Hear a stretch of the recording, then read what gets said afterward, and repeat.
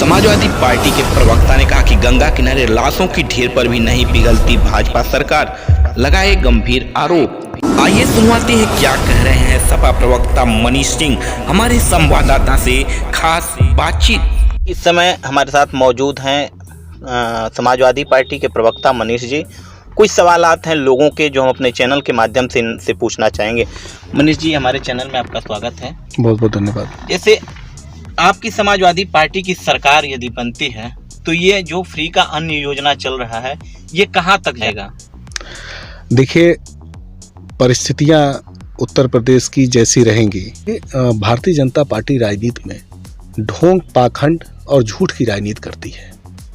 जब श्रमिक पैदल आ रहे थे बड़े बड़े शहरों से, मजदूरी छोड़ करके, काम छोड़ करके, पैसा नहीं मिला, वहाँ पे कंपनियों के द्वारा उनको पैसा नहीं दिया गया, तो राष्ट्रीय अध्यक्ष जी ने अपने कार्यकर्ताओं से कहा कि जो भी बॉर्डर पे श्रमिक मिले उसको घर तक पहुँचाने का बंदोबस्त करना है, उनको खाने का बंदोबस्त करना है, उनको रहने का बंदोबस्त करना है। और नन्हे नन्हे माताओं के गोदी में बच्चे जो थे, इतनी हृदय विदारक पीड़ा देख करके पूरा उत्तर प्रदेश ही नहीं, देश ही नहीं, दुनिया स्तब्ध था कि क्या भारतीय जनता पार्टी जो इतनी दम्भ भरती है कि बहुत अच्छा हम शासन कर रहे हैं, उसके शासनकाल में माताएं अपने गोद में नन्हे बच्चों को लेकर के पैदल चल रही थीं, उनके एड़ियों से खून निकल रहे थे।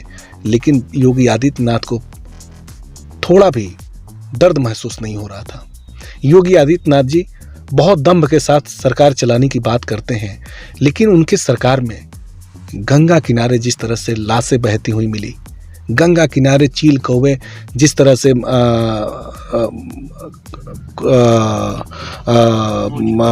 ये कोरोना से लोग मरे और गंगा किनारे जिस तरह से उनकी लाशें बहीं, चील कौवे उनको खाए, इससे बड़ी बात हिंदुस्तान क्या दुनिया के इतिहास में उनको उसी हालत में छोड़ दिया गया, उसी हालत में जनता को छोड़ दिया गया जिस हालत में वो परिस्थिति बनी। योगी आदित्यनाथ की इससे बड़ी फेल्योरनेस कोई नहीं हो सकती है।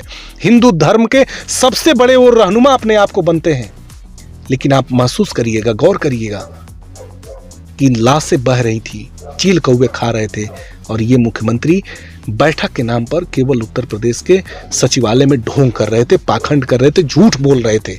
लाखों लोग मरे, उनके लिए कोई उनके परिवार को स्वावलंबन के लिए कोई कार्य योगी आदित्यनाथ की तरफ से नहीं किया गया। जबकि हमारे राष्ट्रीय अध्यक्ष जी दिन रात कार्यालय में बैठ करके कार्यकर्ताओं को फोन करते थे, कार्यकर्ताओं को कहते थे, कार्यकर्ताओं को निर्देश देते थे। जिला अध्यक्ष हमारी पार्टी के दिन रात लगे रहे लोग, हमारी पार्टी के अन्य पदाधिकारी लगे रहे लोग, जो भी एक संगठन का, एक पार्टी का राजनीतिक जो व्यवस्था हो सकता है उसके हिसाब से राष्ट्रीय अध्यक्ष ने पूरा बंदोबस्त किया। और सैकड़ों ऐसे परिवार थे जिनका उन्होंने आर्थिक सहयोग किया।